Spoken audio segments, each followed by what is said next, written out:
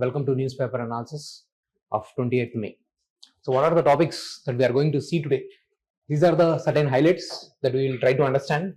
Padma Awards, every year certain civilian awards will be given to different people, announced during the Republic Day, and later on during the month of April, May, it will be actually given to that particular person. So we'll see what are different types of the Padma Awards, what is the significance of these Padma Awards and all. We'll see about it. So these are more prelims relevant. So every year more than 120 Padma Awards will be awarded. So you cannot remember all those 120 names. It is not required for us for the UPSC exam. For the any state specific exam or any maybe like say clerical exam or group 3, group 4, few of the famous names can be asked, but for the UPSC it is not that relevant. Okay, you are not supposed to remember those 120 names and all. You need to have broad clarity. Previously also we have seen various types of awards that are given for the bravery and courage, if you guys remember, right? So now we are seeing this kind of awards. So as we proceed, you will get clarity how different people are recognized. So we will also see how this Padma Awards and what kind of questions can be asked in the prelims or the mains. We will see that thing. I will discuss. Next, RODTEP scheme. What is this scheme, especially related to the exports? We have yesterday discussed related to the exports something regarding agriculture. We have specifically mentioned about what are the problems that are being faced in the agriculture during the exports. We have mentioned this thing. So this thing can be an add-on. Eventually, we want to learn everything related to the exports. What are the challenges in our exports? What kind of policy we are carrying? And what is the future? What should be our future strategy? This should be our direction. But we will develop these things eventually. So yesterday we have developed something. Then we are going to build this thing because this is in the news. We will be doing discussion on that. Then some person has done like climbing this Kanchenjunga mountain. So we will see, but Sikkim is protesting that. Sikkim, they do not want this mountain climbing activities in this Kanchenjunga. So why this Kanchenjunga is famous? What is this thing? So we will see what are the highest peaks of India and things that are relevant to this thing. So we will see about that thing. Then it has been 50 years since Sikkim has been part of India. Okay, so something we'll see some facts related to the Sikkim. When it was made part of India, what was the constitutional amendment, what is the special provisions that are there for the Sikkim. So these aspects, these dimensions we will see. Then we will also discuss about the Central Board of Film Certification. You might have seen the news, Dhadak 2. So that movie was supposed to go through so many cuts, CBFC cuts. Okay, they have asked to edit this scene, that scene, because they believe, okay, this might cause a kind of social tensions in the society. After watching this movie, if there are no such cuts, we will discuss what should be, how should be, it should be treated and all. Then there is a Press Trust of India. What is this? What is this news agency? Why is this news agency is in the news? How this thing is relevant to the prelims as well as the mains. That aspect also we will discuss today. And then what is this body is about? Okay, currently you will see COVID in the news. Now how we should study for this from the exam perspective, that aspect will be taken care. Now if you see here, okay, in the news, you will see many things. Again, same thing keeps on repeating again. See, IMD, we have discussed everything related to the IMD. We have discussed Ministry of Earth Sciences itself, right? If you have watched my previous lectures, okay, in the previous lecture we have discussed Ministry of Earth Sciences. What are the various activities that are taken by the Ministry of Earth Sciences? Then IMD is department under the Ministry of Earth Sciences. Then what is its main role? We have seen that thing.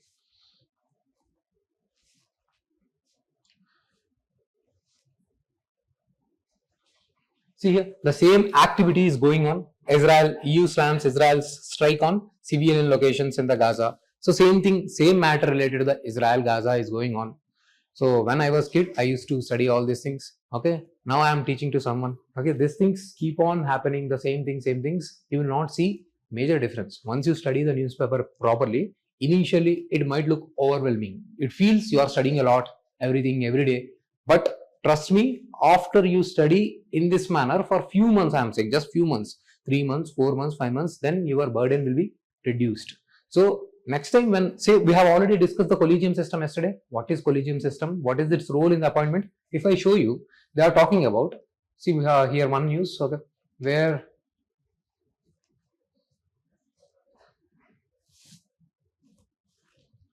Somewhere they are talking about they are talking about the collegium system and its role in the transfer of the judges. Let me show you.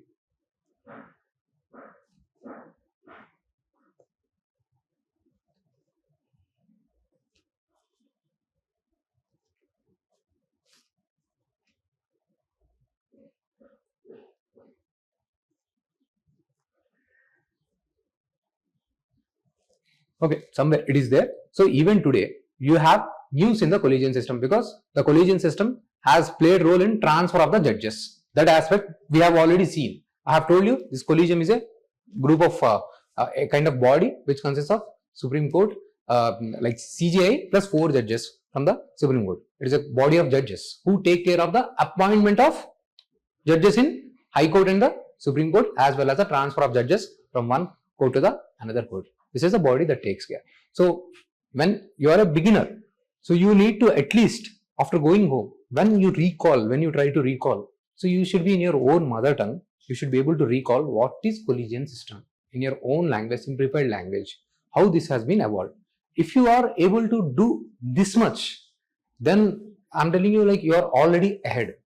You are doing well, because even in the exam, same things will be repeated, same questions will be asked, but students will not have that kind of conceptual clarity. They will not be able to put it there. You are doing those own things. Okay, first you will be recalling it in your own language. Then you have to first by heart memorize. Now you have the conceptual clarity in your own language, but you need words to write in the exam. So for that purpose, initially I am telling you mug up by heart. Okay, this is the collegium system. Whatever you are getting from your class notes, when the sir teaches you, okay, you by heart those aspects, and whatever the current affairs which you are getting from this class, by heart them. After a particular point, you don't need to by heart anything. Okay, then things will become with you, will be there with you, because you already have the substantial knowledge with you to make your own answer. See, this thing also we have discussed, cash at the residence. Government likely to bring the notion to impeach Justice Verma. Impeach means removal. So government likely to bring. So we have already discussed. So the person, because of this cash, okay, investigation has happened, but the investigation was in-house mechanism. So we have discussed that thing. There is lack of transparency. Okay, on what basis? What are the things that have been investigated? Is the FIR filed? No FIR has been filed. So basically, the procedure for other people will be different. Here it is different. Now, how the judge can be punished? Only way to punish is initially the removal procedure. Okay. So this is a clarity that you need to know. So now here, one simple task, one homework for you is, you need to see from your polity Lakshmikant the procedure for the removal of the judges. What is the procedure for the removal of the Supreme Court judges? We have already seen the appointment procedure. Appointment is done by the collegium system. Now I want you to go through the removal process. Now later on, other things again, maybe same articles will come, but the core point is again about the removal. You don't have to again and again do the same removal thing. Now we are not focusing on Justice Verma, what he has done, why he has done, what is the inquiry report, what was the finding out. Okay, we are not doing that process.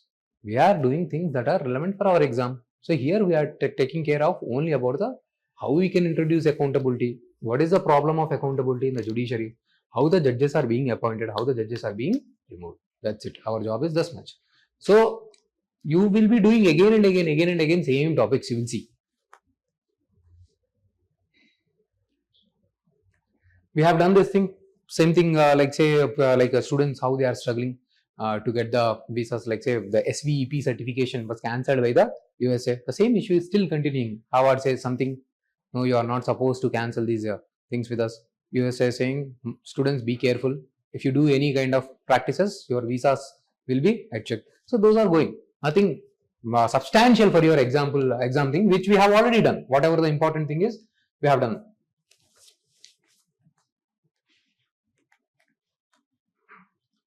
Now see here, you can see, okay, the National Skill Corporation. After a pile of complaints, National Skill Corporation CEO is removed. For here you need to know, okay, there is a National Skill Development Corporation is there. Okay, we are running Skill India mission. There is something mission called Skill India mission to train people, because yesterday we have discussed unemployment. How much percentage unemployment we have seen? We have seen nearly 5% of unemployment. How do you provide the employment to them? Now, many new technologies are coming, new industries are coming. They all need new skills. For the mass, how do you provide the skills? You need some vision, some program. So, there is a corporation has been created, National Skill Development Corporation. I'm just giving you basic. We are not getting into that article. We are not trying to discuss why the person is being removed. No, that is not relevant for us. I'm just giving you base. In order to provide employment to the unemployed people, we need to train them, which we'll call as a skill development. For the skill development, you have Ministry of Skill as well. Your new ministry has been created. Like this, new organizations has been created. One of such organization is a Skill Development Corporation. And we have a mission called Skill India Mission. Its only mission is to train people, skill people, to create the employment. Some base, some fundamental is developed.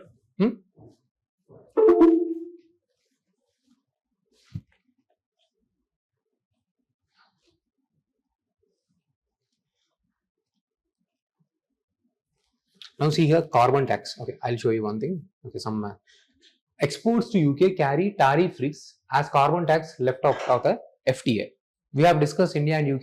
They have discussed the free trade agreement deal. Okay, so free trade agreement means free trade agreement. Trade, some kind of deal has been negotiated between India and UK. When we say free trade agreement means whatever goods or services that are being carried from India to the UK, and whatever the goods that are being carried from UK to India, the taxes on these goods will be minimized to the extent possible. Not zero. We will minimize. On all the items, are they minimizing? Are they minimizing? No. We are sitting and we are discussing. Okay, can you reduce the tax on these items? Okay, this thing is fine for us. This thing is fine for us. Then they will make a deal. But in that, this article says we have not included this carbon border adjustment mechanism. I was expecting a question on this in the prelims, but somehow they have not asked. But this is the most important aspect. We are making free trades. We are also working as per the WTO and all. Now see, this is a kind of clause. Using this clause, EU is imposing additional taxes. They are saying carbon border adjustment mechanism. That means if the EU country is receiving goods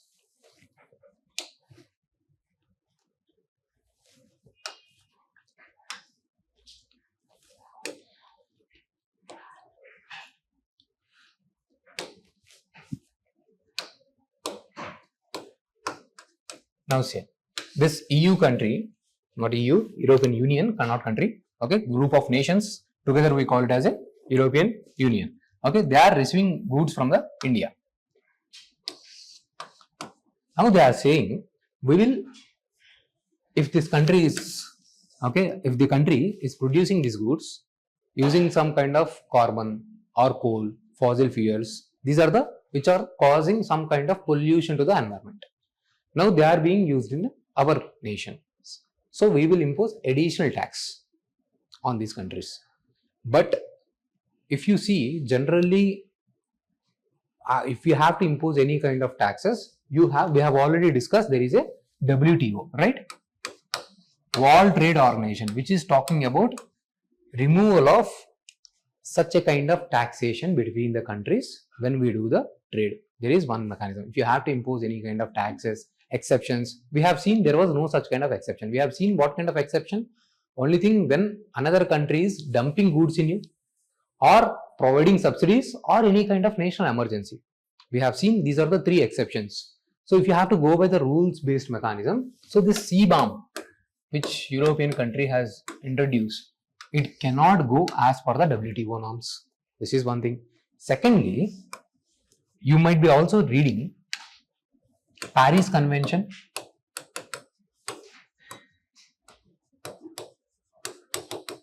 Conference of Parties. Have you came across this thing? Climate Change Conference, UNFCCC, where group of countries come together and they will discuss how we can make sure that there is no global warming. How can we reduce the global warming to less than 2 degrees centigrade?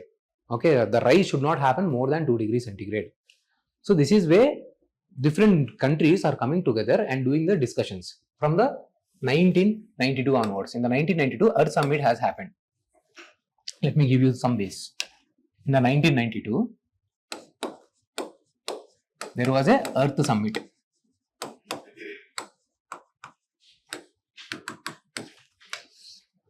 In this Earth Summit, various countries they came, they sat together and they discussed what we can do for the climate, what we can do for the biodiversity, what we can do for the deforestation. Then they came up with the UNFCCC, United Nations Framework on Convention on Climate Change. Okay, United Framework for Convention on Climate Change. Then they have also came up with the Convention on Biodiversity. Then they have also come up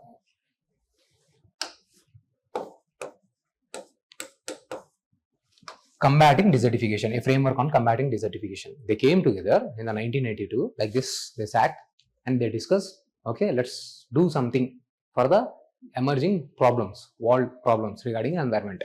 So how we protect the biodiversity, framework on biodiversity, framework on climate change and desertification. Okay, from this various things have emerged out. Okay, later on you will see from this thing you have got Kyoto Protocol. All those things you will study in the environment. Okay, Kyoto Protocol. Then later on, after this finishing of this thing, Paris Convention in 2015. In year 2015, they have made a deal. Okay, what we should do to handle the climate change. From this you come. Okay, there are various things. Cartagena Protocol, Nagoya Protocol. Okay, where different people keep meeting every year and they will take the discussions. These things you will study in the environment. I am just giving you base. Now what happens is, in these discussions, all these things, there are certain principles are followed. Some principles are always followed. One such principle is historical responsibility. Very important thing. I want you to understand this thing.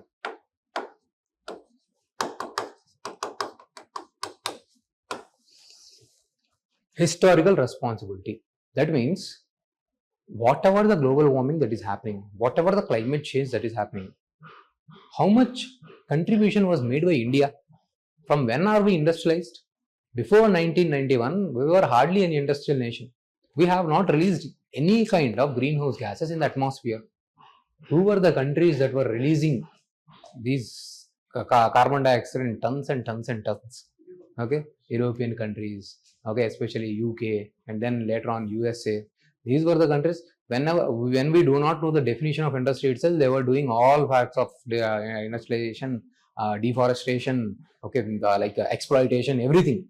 They have done whatever they want without any kind of rules, regulation. All those things were not evolved at that time in the 17th, like 18th century, 19th century, 20th century. They have done whatever they want. Burn carbon, whatever you want. Okay, use this person as a labor. Okay, you use him. Okay, no leave, nothing. 24 hours exploitation. So all these kind of things. No labor codes, no labor norms, no environmental norms, everything. So and for that they want people. They can't utilize their people. So they said, okay, these countries are there, our colonies, pick up person from India, okay, use this as a kind of labor there.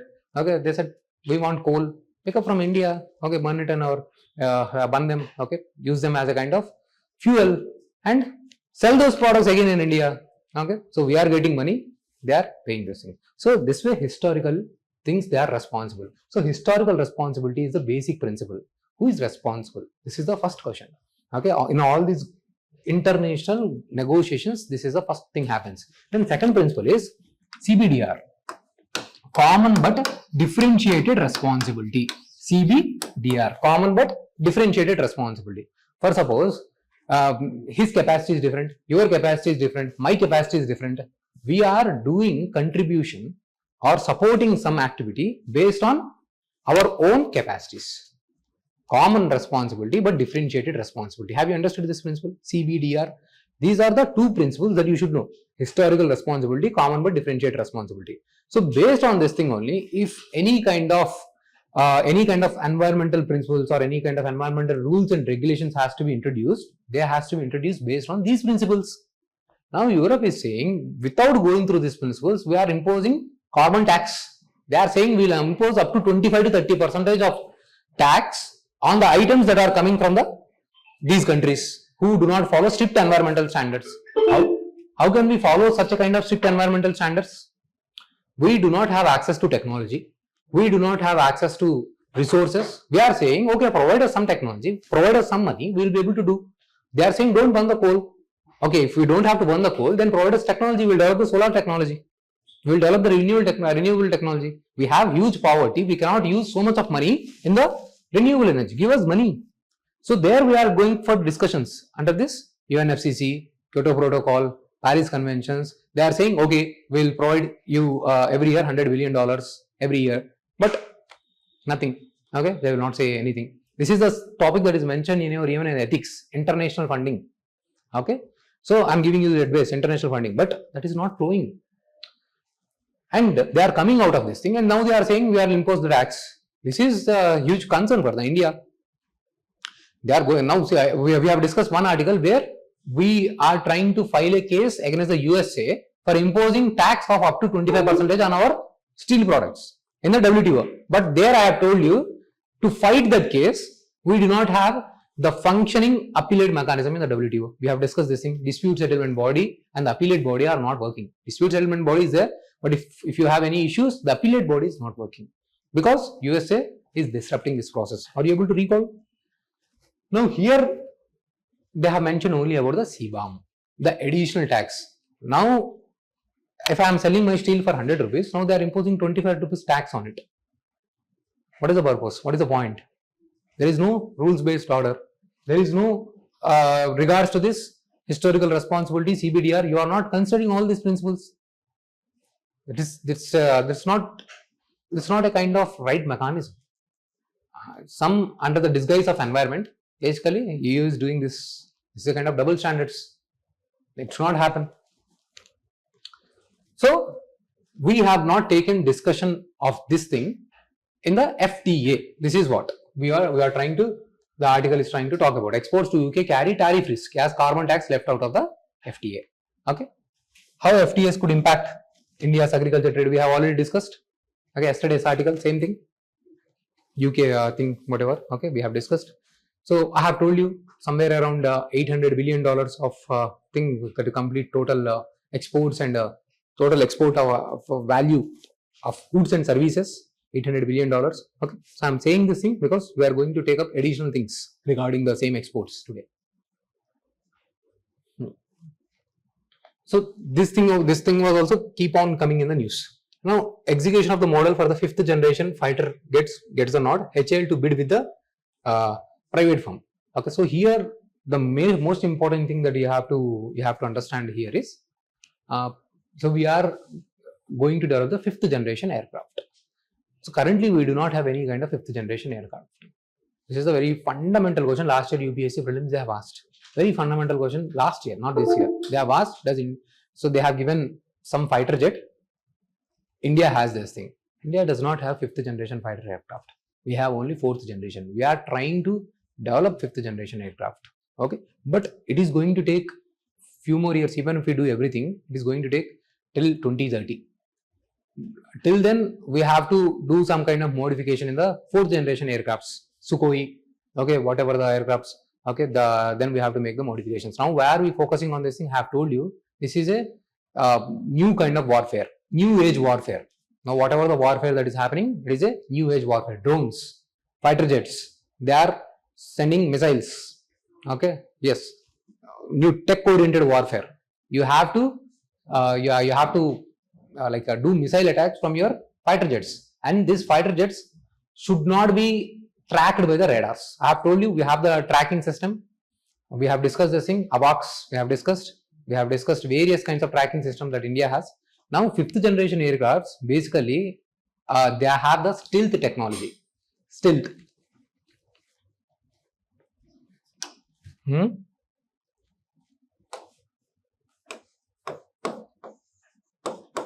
Stealth technology.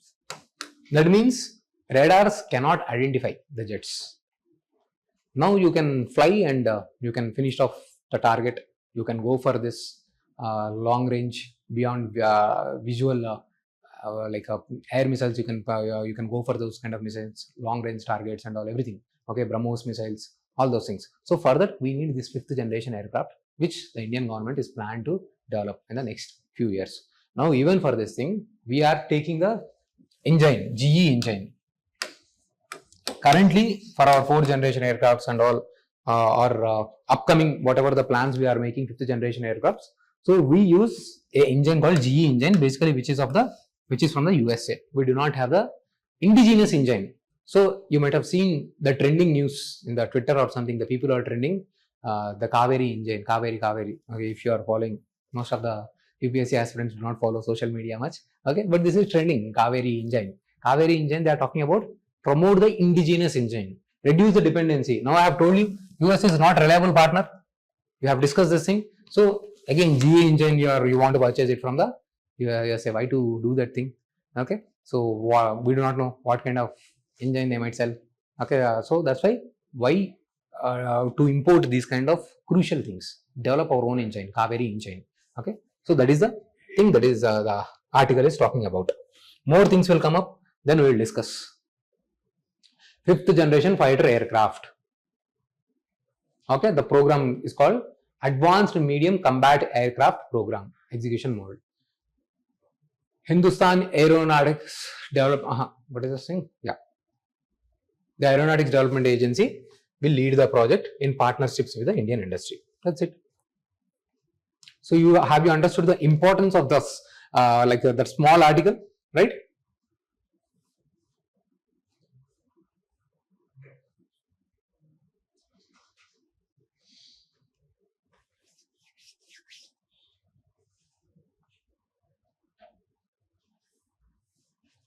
Now, previously, all our fighter jets used to be developed only by the Hindustan Aeronautics Limited.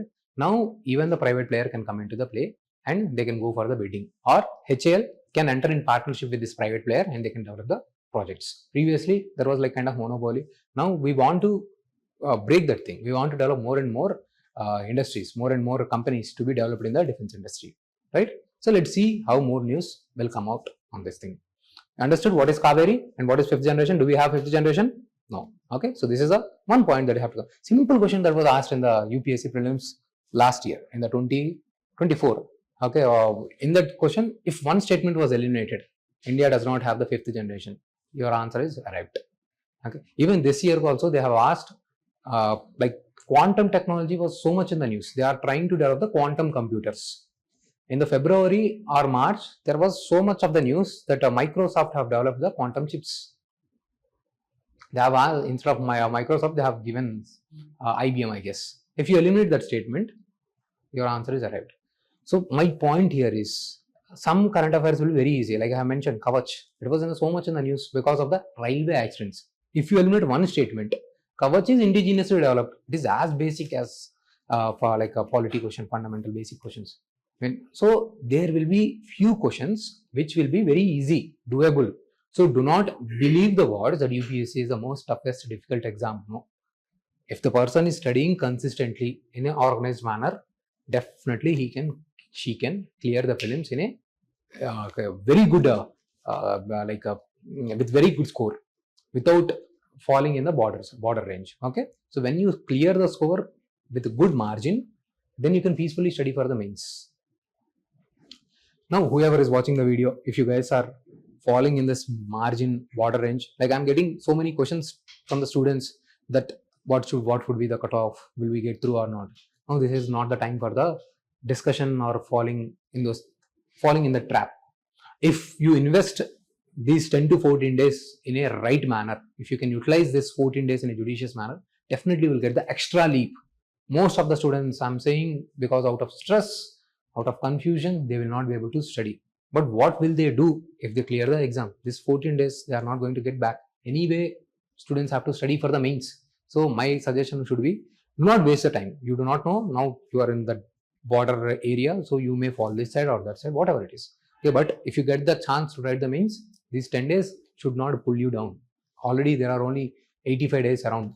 This time the gap between the prelims and mains is very less, and next year it is even more less.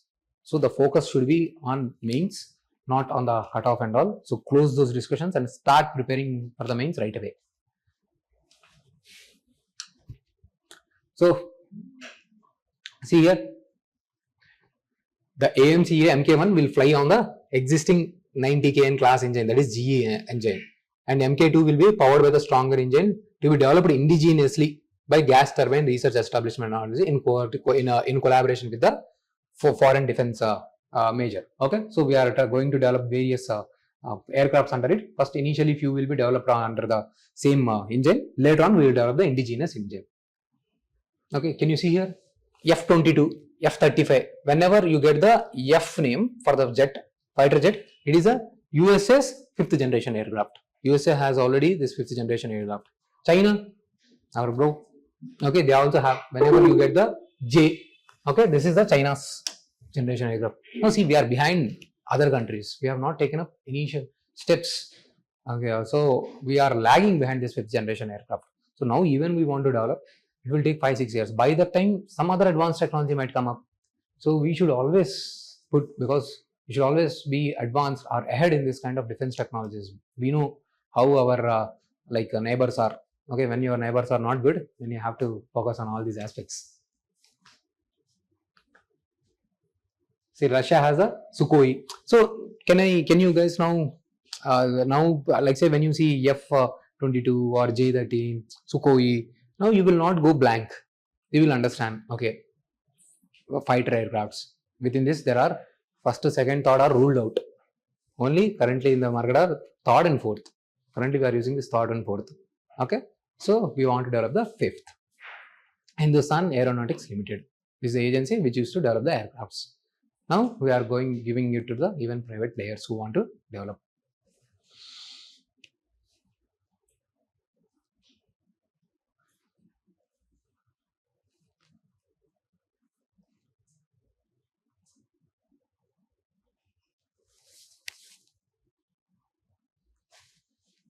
Okay, chalo. Now we'll move to the PDF. Padma Awards. So basically, this when we are talking about the Padma Award, these are the highest civilian awards. Okay, civilian awards when they are given. Okay, for exceptional distinguished service. Second highest civilian award after the Bharat Ratna. You have 3 categories within the Padma Awards: Padma Vibhushan, Bhushan, Padma Shri. Okay. So every year, so some kind of what kind of prelims facts they can ask. So now, who can be given the Padma Awards? Who will be giving Padma Awards? Is it violation of Article 18? So these are the certain questions that you need to know. Okay, from the prelims point of view. Okay. See here, when you get the Padma Awards, who can be given Padma Awards? Okay.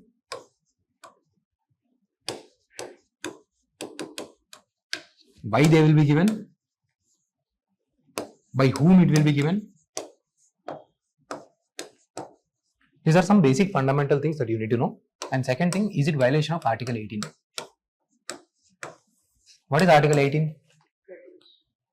Regarding the titles. You cannot use Raja, Maharaja, okay, use this kind of titles, okay, behind your names, in order to bring the equality, in order to remove that thing. Okay, Article 14 to Article 18, these are the articles that talks about the equality. There cannot be any kind of discrimination. You cannot use such kind of titles. Now we are saying Padma, Padma Shri, Padma Vibhushan, Padma Bhushan. So is it any kind of against the Article 18? That we should discuss. Now, for any kind of contribution in the arts or any kind of service that you have done, okay, you will be given Padma Awards depending upon what you have done. So based on either you will be given Vibhushan, Bhushan or Padma Shri. Now how the government will identify? So first, any person can be nominated. Okay, now I myself can claim, okay, I have done this thing work, so I can myself can get nominated for the Padma Awards. Then whatever the names that they have received, they will give it to the committee. Padma Shri committee will be there. It will go through that process, it will investigate, and then finally they will give it to the president. Then president will announce it. Okay, so there will be committee procedure. Okay, let me handle that.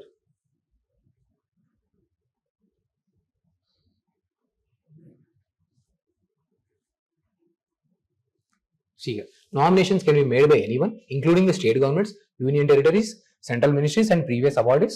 There will be Padma Award Committee constituted by the Prime Minister, make recommendations to the president. Okay.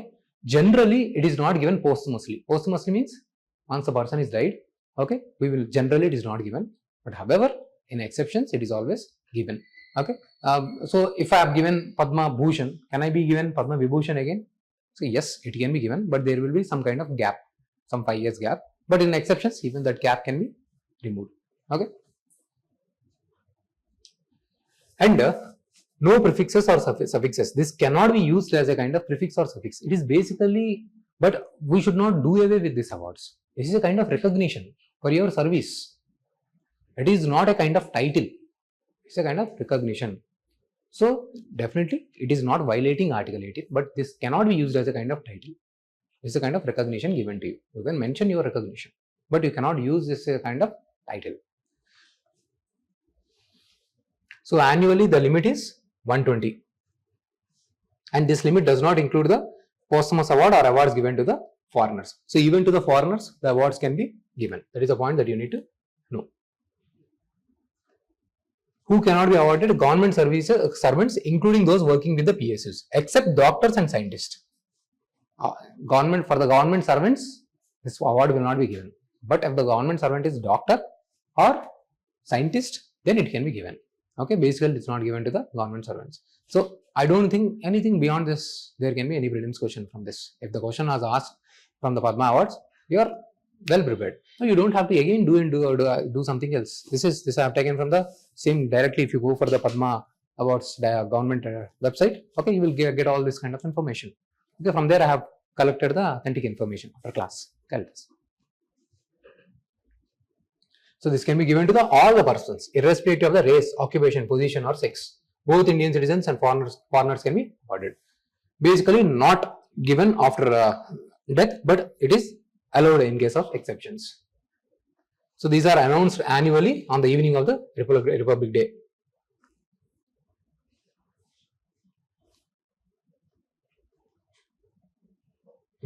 Another prelims point, if you have to receive any kind of award from any foreign country, then you need a president's permission. Okay, in this way, some kind of recognition or any kind of award that you are going to get, okay, you need permission of the consent of the President of India. This is to ensure compliance with the Article 18 of the Indian Constitution, which prohibits titles from the foreign states without approval of the President. This can be important prelims question. Okay, so that's it. You need to revise this question. So will they ask to whom it is awarded?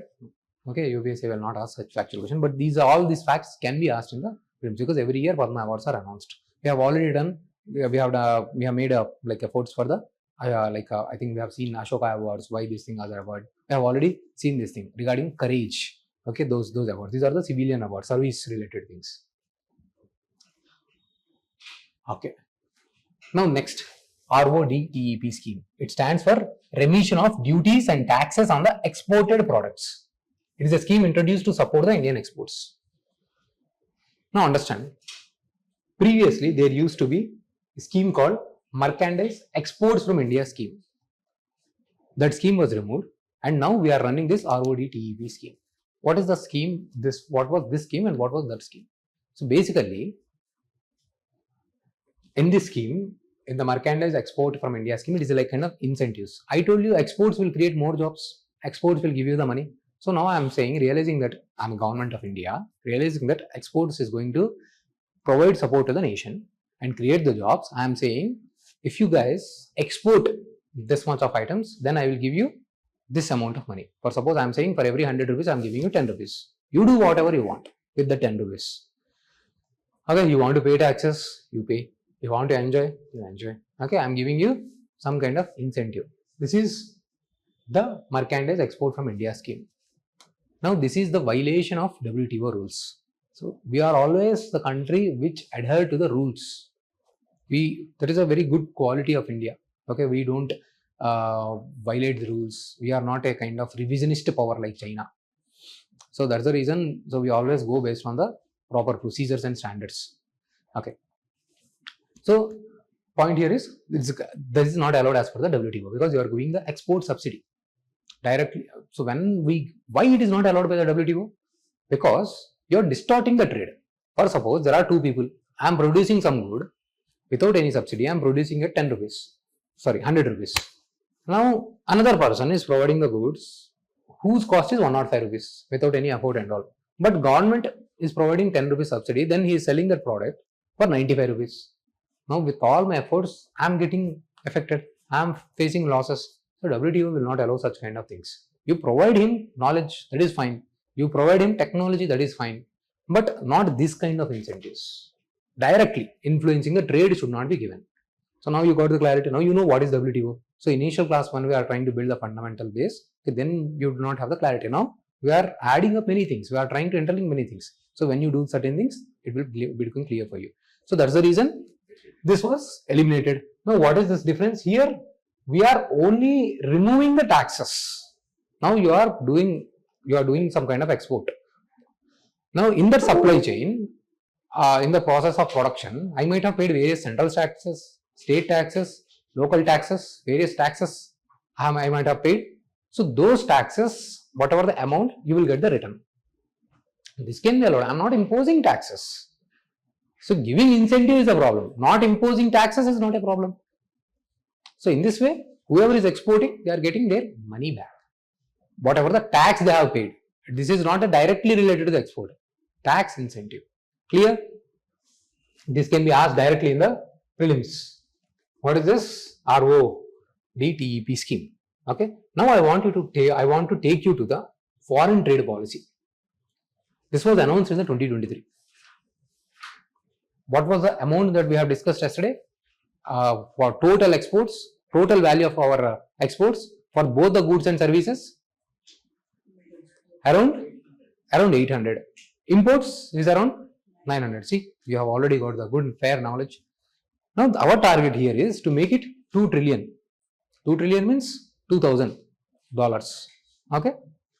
So that is our target. Now for that, okay, so we are doing that through, so incentives to the remission. That's why there is a scheme RODTEP. Incentive to remission of taxes. Export promotion through collaboration. Like spiced scheme we have seen. So all these things are happening as per our trade policy. Now, if they ask FTP, foreign trade policy, I'll definitely by heart these 4 points. In the initial part of your journey, by heart it. People will say it is nothing to by heart your concepts. No. First, initially, I need to by heart some content. Then I can apply those things as per the demand of the question. Then things might come out. First, I need to have some raw material, some base with me. So by heart, memorize, cram. It is important in the UPSC exam to cram certain things. It is required. 4 pillars of foreign trade policy. Incentive to remission. Export promotion through collaboration. Ease of doing business. Ease of doing business means I am doing business. I want to start my business here. Okay, if I have to start a business, then registration, getting licenses, getting power supply, so many things, so many clearances I should get. And if it is a cumbersome process, will I start the business? Who will do that thing? If I have to visit the government to get the license. Now they are saying, what is for me?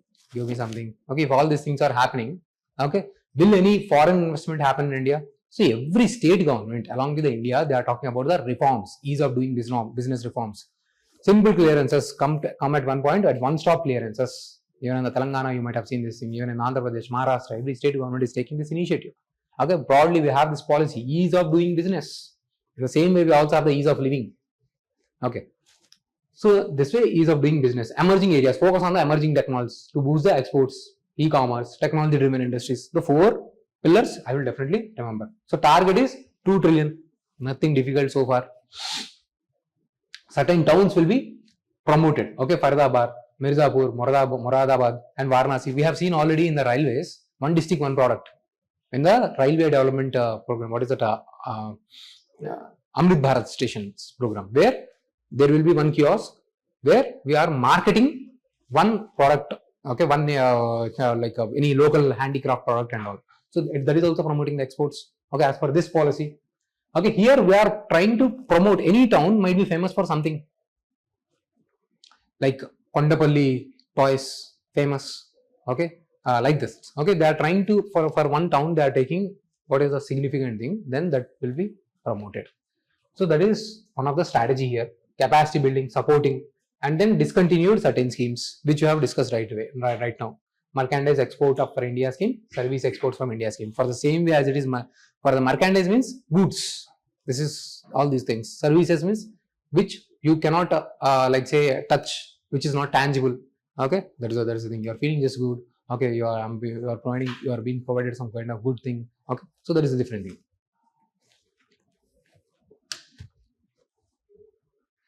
E-commerce will be provided and all. So here, two important schemes I want you to remember here: EPCG scheme and the Advanced Authorization Scheme.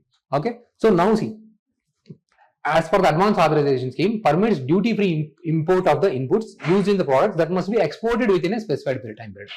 Now I want to export the electronic industry. Okay, but I want to manufacture mobile. Now this is, more than 90% of the Indian mobiles are being manufactured in India. I also want to export, but for that I need semiconductors, I need diodes, I need chips. I don't know, India is not having that semiconductor industry. Now I need to import, and these items I later on export. Okay, so if you are exporting, then I will give the incentive, Advanced Authorization Scheme. Whatever items you are importing, in order to export, then I will not impose taxes, because this is helping your export. So clear? This can be asked in the prelims. Advanced Authorization Scheme, EPCG scheme, allows the import of the capital goods for various stages of the production at the zero customs duty. So again, this is the same thing. Here it is advanced authorization. In the mains, what kind of questions can we ask? Discuss challenges in our exports. What are the steps taken by the India? So now, if they have asked what are the steps taken by the India, you will write this foreign trade policy, one step you will talk about. Then you will talk about this RODTEP scheme. You will talk about one nation, one product. Sorry, one district, one product. Okay, Amrit Bharat Station scheme. So these things already you have got these many things, right? And then you will also talk about FTAs, free trade agreements, which you have already discussed. How many points you have got? I'm telling you, not even the person who is preparing for the mains, they are able to generate this way. Now, if I ask you challenges, will you be able to mention some challenges? We have discussed yesterday challenges related to the agriculture. Agriculture sector is not growing the way it's supposed to grow. Like once it used to grow 20%, but it's not growing. Now I have discussed one another challenge today itself. Can you guys think? One challenge today itself we have discussed. Even the online people, just for a second, very good. Carbon, CBAM, tax. This is also another global challenge that we are facing. The same way USA is also imposing taxes. WTO's rule-based order is not working. You want to export, but Russia and Ukraine are fighting with each other. They don't want to buy any external products. Your supply chain got disrupted. Are these not the problems related to your exports? So how many points we are able to generate in the economy? It is more about how you generate more and more points. There will not be anywhere, whatever the content that we have discussed, we have brought from here. You will not see anywhere content. Okay, what are the challenges we face in the export? You might get 2 points, 3 points, or those points which were relevant 10 years back. You have to generate this content from the current affairs. You will be able to do it definitely. As you proceed in this way, definitely will be in a very great position to do this thing. And this is where you are going to get the extra edge. You are using dynamic points, current affair points. Clear? Now the press trust of India. Why is this thing in the news? Yesterday I have taken up one article, but I forgot to discuss that thing. So there you will see here the context. Press trust of India offers highly affordable video access to the YouTubers amid ANI copyright row. In a video, YouTuber Mohank Mangal alleged that ANI issued multiple strikes on his channel for using his short clips and demanded 48 lakhs. Have you understood? So he was explaining like this some current affair class, okay, in the YouTube channel, on the YouTube channel. So he has used some ANI clip. So then they have given the copyright strike. You have used our clip. He said, "Arey, we are using it for the fair terms to teach education and all." And I'm like, no. You have to pay us how much money? See, 48 lakhs they are asking. So, not intellectual property, copyrights. Okay. And okay, so it comes under this thing. Okay. So basically it is copyright. Okay. So they are saying copyright, okay, you cannot use this thing. So now if there are 3 strikes announced on your channel is gone. Okay, it takes so much time, very difficult to build your YouTube channel. Okay, now first of all, our institution is building YouTube and all content, maybe say for a few years they have developed, and now such kind of strike comes. Okay, then it is a kind of very problematic thing. So they have, now this is a violation of freedom of speech and expression. We have already discussed the article. Which article for the freedom of speech and expression? Article 19 we have discussed. Then we have also mentioned under Article 19 subclause 2, some of the reasonable restrictions. Now, where is this thing? This is not a reasonable restriction. Now, when this guy reached out to the YouTube, they are saying you resolve within yourself, or you reach out to your local level courts. We are not responsible. If we are going to give you 3 strikes, your channel is gone. That's it. Meanwhile, you guys resolve. Okay, so there is a huge problematic. Then PTI said, you pay us little small amount. We don't need that much of lakhs, maybe few hundred thousands. We will provide you those clippings. You can do that. So those things are very important. Now I have to do some kind of analysis. Okay, I will use those clippings. Like even while teaching the geography, I'll take up some clips and all. Okay, when we do, every person will do. If you have to do critical analysis, you need to show something, or I can't go and shoot out the video and then I can't do this thing, right? So this is not the fair way. Okay, so that is unfortunate thing. Okay, so that's how Press Trust of India is in the news. Now, what is the Press Trust of India? It is a kind of news agency. It is not regulated by the body, non-profit agency. This thing you need to know. Okay, if you see PTI, just like you have very big website, okay, where you are getting all the news, all the domestic, national, international news you will be getting. Okay, whoever, it's like kind of cooperative. Whoever the subscribers are there, they will only provide the money, subscription fees and all. So with that they will get the money, with that they will pay it to the employees. This is not a government agency. Okay, this can also be the important thing that you should know. It is not regulated by the government. It is a non-profit cooperative owned by group of people. Indian newspapers. Okay, cooperative model. So that is the point that you need to know. Now I was talking about, see here, Kanchenjunga. Okay, in the Sikkim. Can you see here? It is being shared with the Nepal. This is the Nepal. I want you guys to go through the mapping again and again. So you need to see at least sometimes, okay, I'll say Atlantic, Pacific. Where is Atlantic? People will ask. And I will be like, okay. So it is very important. You should not be going blank with the small locations. I think when you open once Atlas, okay, the first thing that you will see is such a big, huge ocean, Atlantic and Pacific. Okay, so keep looking at the Atlas. You should be familiar. You should not feel, when I say Himalayas means, you should not feel whether it is in the Karnataka, Kerala, or it is in the Delhi. Okay, so it should not be like that. Okay, when I say Himalayas, it should come in your mind.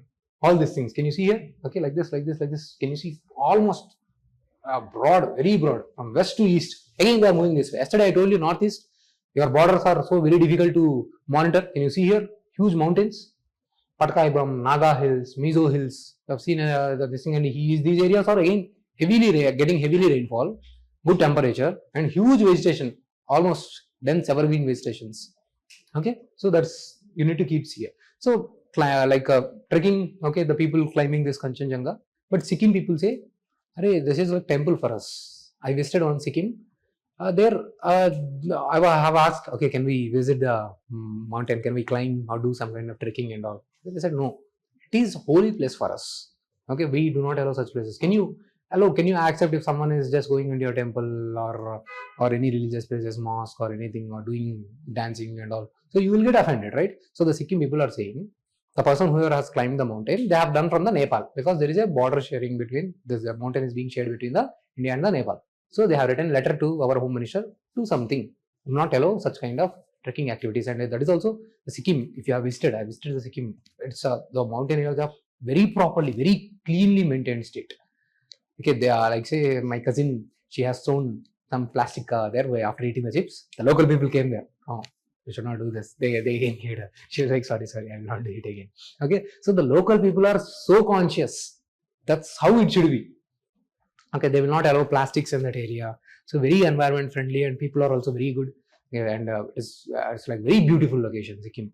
Okay, you will get to see all the 3 big Himalayas, Greater Himalayas, Lesser Himalayas, Shivaliks. Okay, all those aspects that you are able to see. Okay, so that's why Sikkim is in the news now, and also Sikkim is also in the news because before coming to that Sikkim, again let me now Kanchenjunga. This is the highest peak in the India. You should have clarity. If someone asks you what is the highest peak in India, Kanchenjunga, shared between the India and the Nepal. Okay, what is the highest peak in the world? Mount Everest, everyone will know. Okay, it is in the Nepal. Next thing is the Godwin Austen, M2 also will say. It is in the POK region. Okay, at least these 3 world's highest peaks that you should know. That I have given here. Kanchenjunga. Okay, this is for the India. Okay, for the world I have given. Okay, here Mount Everest, Tier 2 Godwin Austen. You see here just 8,848, almost 9 kilometers. Very huge. Okay. Okay, these are for the world, and for the India, can you see here Nanda Devi, and you can see here Kanchenjunga, at least Kamet. First three at least you should know. Okay. Where are this? Can you see here in the Uttarakhand region, Kamet, Nanda Devi. Okay, here you have this K2. Okay, in the Karakoram ranges.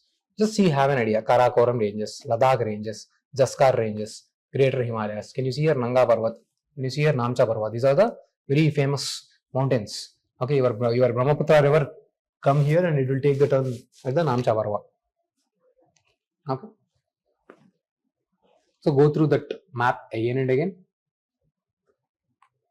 See here the Sikkim Bhutia Lepcha Apex Committee. Now here again you need to understand. They will ask in the tribal groups, match the following tribal groups. Okay, they will ask this question. Okay, Bhutia, Lepcha, they belongs to which state? Okay, they will ask that question. Okay, Lepcha tribe, they are in the Sikkim. Very important thing. Okay, they are the tribal communities. See here, these communities regard the mountain as a guardian deity holding the deep cultural and the religious significance. The state government has issued a ban on the climbing mountain in the 2001 to preserve its sanctity, but the climbing has happened from the other area. Okay, this Kanchenjunga is also national park. It is also first world mixed heritage site. Mixed heritage site means UNESCO's mixed heritage site. Mixed means natural as well as a man-made cultural significant things are found there. Okay, Kanchenjunga National Park. It is also a mixed heritage site, and you will also find what is that panda, red panda. Okay, it is a state Sikkim state animal, and then you also see the snow leopard. Okay, and then these are the two most notable animals that you should remember: snow leopard, red panda, and the Himalayan black bear. Okay, so very good great diversity, and it was in the 2016 described as a UNESCO's World Heritage Site.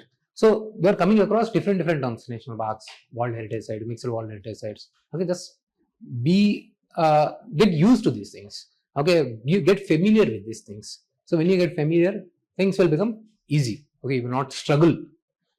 Clear? Now, little bit facts about the Sikkim. Okay, it is 50 years since, like we have said, since Sikkim got merged with India. Previously, like say after the independence, what was happened was there were certain states immediately joined with India. Certain states like princely states, we call them, that was ruled by the kings. Okay, so they were not immediately joining with the India, like say Kashmir, Hyderabad, certain other states. Okay, that Sikkim is also there. Okay, they have signed a standstill agreement.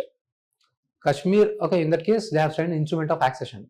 Okay, there is a Maharaja, King Maharaja, okay, who has signed the instrument of accession in the 1950 with the India. Okay, so they have signed in that agreement initially defense, external affairs, communications. Okay, these aspects were given to India. Rest there will be autonomy. Okay, like that, Sikkim has signed standstill agreement. Okay, some things will be provided by the India. Overall, it is again still ruled by the king. But eventually, what has happened was there was a discontent. It was a monarchy. King was being ruled. No democracy. As I have told you, democracy means ruled by the people. Okay, if you don't like that, whoever is ruling you, you will bring them down. Next time you don't vote for him. This is democracy. They are supposed to rule as the way you want. This is the democracy. But in the Sikkim, it was not happening. So there was huge discontentment. And then king, he married some USA lady. Okay, so like people were like a little bit scared. Okay, more USA people are getting involved. Okay, there was also allegations that USA government has sent her as a spy. Okay, there is not official, but they'll say, okay, she was actually basically a spy. Okay, trying to control the Sikkim. So that's why there was a lot of discontentment in the people. And then local Congress party has won the power. Okay, after elections. Then referendum was held. Referendum means voting. Okay, like there are people who are sitting like this, then they have given voting. Okay, you guys tell what do you want. Then they said we want to merge with India. Then finally, officially, it has become a 22nd state of India. With the constitutional amendment, then we have added Article 371 one F. Finally, F means finally. That way I'll remember. Okay, something, some whatever thing, or in Hindi, Fasa Gaya, Sikkim go. Okay, something, whatever way you can remember, use the thing. 371F is related to the Sikkim. 22nd constitutional state. Again, this way, this year also they have asked something related to which number of the state or something like this. Okay, these kind of facts, sometimes they might come handy to you. Okay. So that aspect that you have to remember. I have given everything related to this thing. Okay, some map. Okay, I have told you. Okay, here there is a very important strategic area. Like say, we have discussed about the Siliguri corridor, right? This path. Okay, here there is a, here you have the Sikkim and here the Bhutan. Here this narrow passage is the Chumbi Valley. So your Sikkim location is very important for you. Okay, so Nathula Pass is there. You need to remember. And then here there is a dispute, Doklam Plateau dispute between the India and the China. So very crucial area. The area between, this is the Tibet area again. This is your Sikkim. This is your Bhutan. And here you have the Tibet. Okay, so later on we will again know more about these things. So very strategically, very important. Okay, CBFC, once you go through, we will discuss the thing. One small fact. Okay, this is now COVID is coming. Okay, now in the news they are saying it is not that threatening, life threatening. That variant is not that harmful. Now, who is doing this investigation? There should be some kind of department, some body. Okay, that is this body in INSCAG. Okay, Indian SARS-CoV-2 Genomics Consortium, a consortium of 16 laboratories in India, pan-India network, to monitor genomic variations in this SARS. Okay, so you need to understand for the prelims, it is joint initiative by Union Health Ministry and Department of Biotechnology with the Council of Scientific and Industrial Research and the Indian Council of Medical Research. This will be most important fact for your prelims. Okay, so that's all for today. So tomorrow we'll again discuss something. I will also provide information about the CBFC. That's it for today. Okay, revise the classes and that's all. Thank you.